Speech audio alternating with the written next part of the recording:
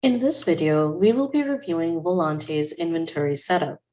To begin, navigate to the menu setup function from your Backoffice home screen. We will be setting up an inventory for specific items in our menu and also looking at how these menu items will appear at our point of sale terminal. Setting up an inventory for our items lets us control how much of an item is available for sale at the POS. In this video, we will be setting up an inventory for starters and soups from the L Furniture menu. To begin, navigate to the Inventory tab at the top of the screen. In the Inventory Setup tab located over here, you will notice that our view is split into three: the global menu items list on the left-hand side, our inventory titles in the middle, and the inventory setup area associated with our inventory titles to the far right-hand side. To create a new inventory, right-click in the middle of the screen and select Add New.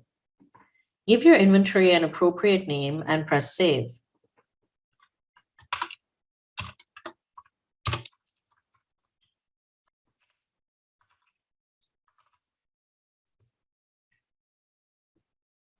When an inventory area is empty, you will simply see the word Menu in the inventory setup area.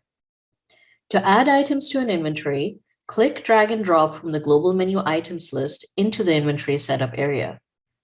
You can select individual items and drag them in one at a time, or you can select an entire division, group, or a category. The choice is up to you. For purposes of this demo, we're interested in adding starters and soups from the L Furniture menu.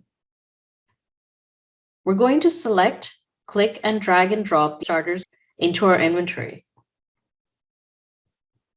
We're also going to select, click, drag, and drop the entire soup category into our inventory.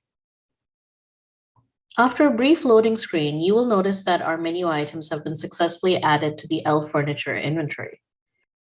When there are items existing in an inventory, you will see an arrow next to the word menu and can select it to expand to show the full list of items that are in this inventory.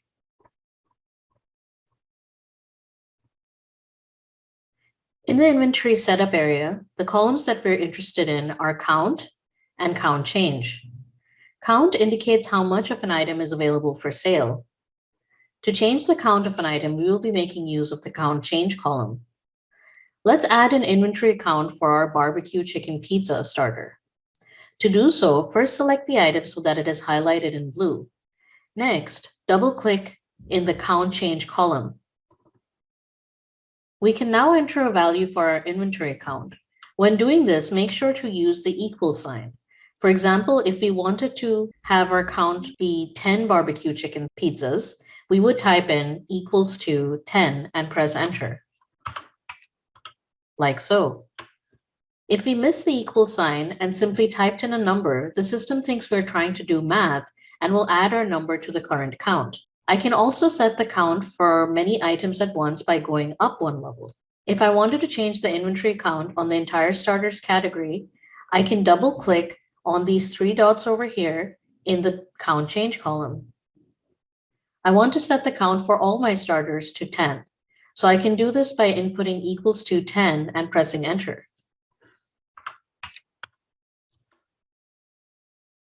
And there you have it. It is useful to be able to do this in the scenario where a lot of the counts are going to be the same. You can change the inventory count at a single item level, at the category level, the group level, or even the division level. The choice is up to you. Now that we have set up inventory counts for our menu items, let us set up which POS terminals will be tracking and displaying the current inventory count. Right-click on your inventory title and select Set Terminals. A pop-up window will appear asking us to group terminals that will be displaying the inventory count. We want to add terminals into the Terminals in Grouping column. To do this, I'm going to add terminals listed in the Terminals Not in Grouping column to my Terminals in Grouping column. I can do this by right-clicking on a terminal and selecting Add. Continue to do this until all appropriate terminals have been added to the Terminals in Grouping column.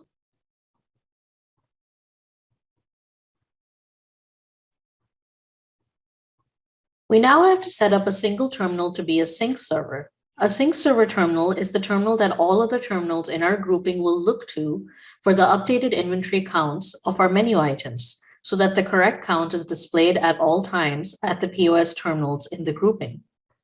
To set up a terminal to be a sync server, simply right-click on the terminal itself and select Set as Sync Server. At this point, we've set up everything we need for our inventory setup. Make sure to complete a data sync to send these updates down to our terminals. When data syncing, you will have to select the menu setup component to update. Data sync, send updates to terminals, and our menu setup component is selected to update. Hit OK.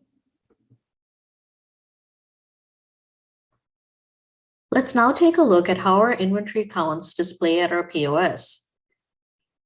Let's log in to cashier mode.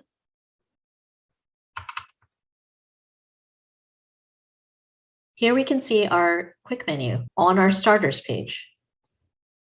We can also see that there is a little number in the bottom left-hand corner of our menu item buttons. This number indicates how much of the inventory of an item we currently have and will update as we make orders of this item. So from 8, we're going to go down to 7. From 9, we're going to go down to 8. And then again from 9, we're going to go down to 8. Updating as we select our orders. And that's how we set up an inventory in Volanté. Thank you for watching.